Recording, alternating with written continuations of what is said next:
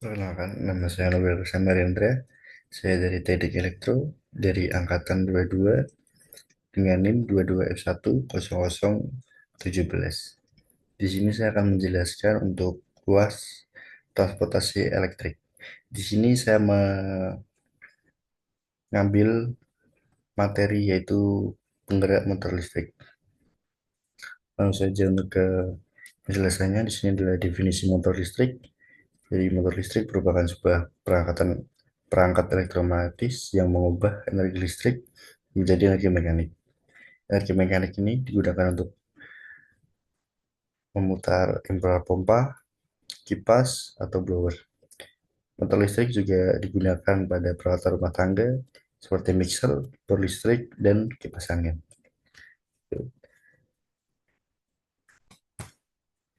Untuk selanjutnya adalah mekanisme kerja motor.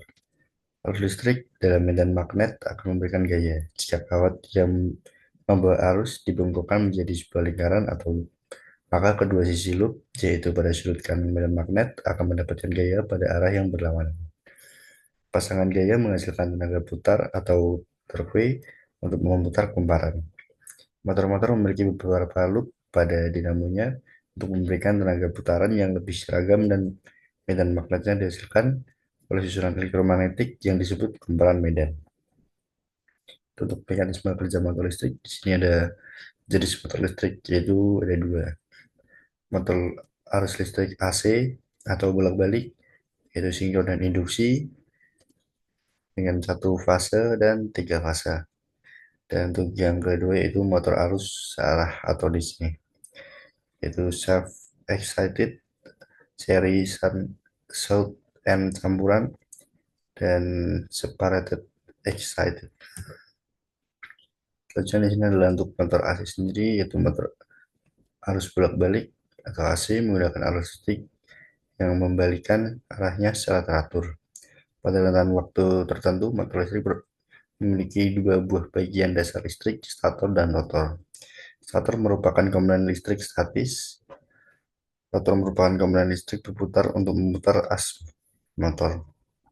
Untuk keuntungan utama motor DC terhadap motor AC adalah kecepatan motor AC lebih sulit dikendalikan. Untuk mengatasi kerugian ini, motor AC dapat dilengkapi dengan penggerak frekuensi variabel untuk meningkatkan kendali kecepatan sekaligus menurunkan dayanya.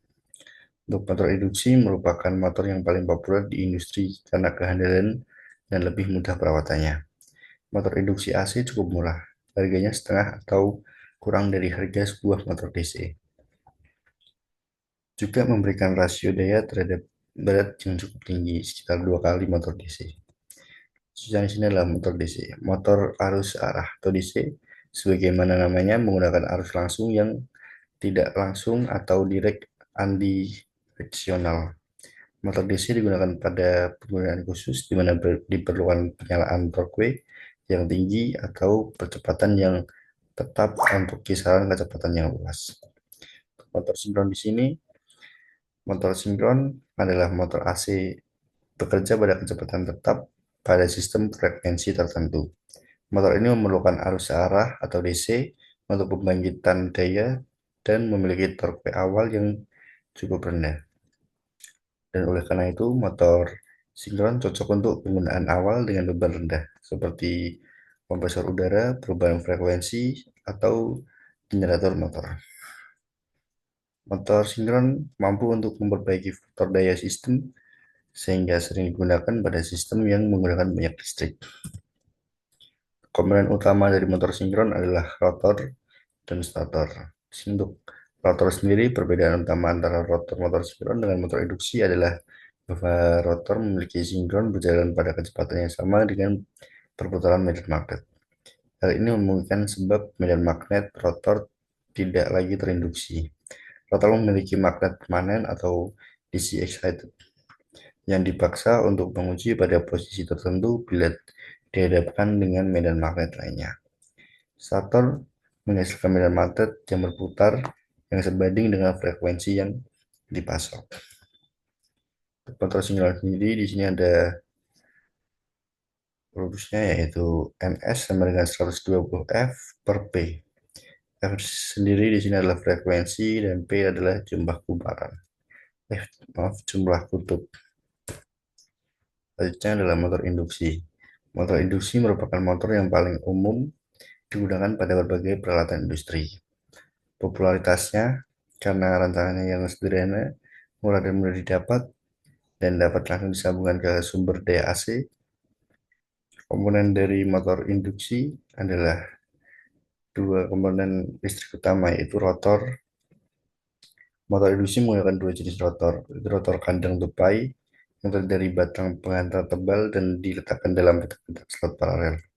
Batang-batang tersebut diberikan hubungan pendek pada kedua ujungnya dengan alat cincin hubungan pendek. Untuk motor induksi sendiri, untuk strukturnya di sini ada N-bell, wiring conver, stator, motor frame, stator elektromagnetis adalah rotor foundednya. Di sini ada rotor elektromagnetik, bearing, dan N-bell. Ini untuk struktur dari motor induksi. Kecepatan motor induksi sendiri dapat dihitung dengan persamaan sebagai berikut, yaitu slip sama dengan NS min NR dikali 100 per NS. NS di sini sendiri adalah kecepatan stator per RPM, NR adalah kecepatan rotor dengan satuan RPM juga. Sekian penjelasan dari saya. Terima kasih.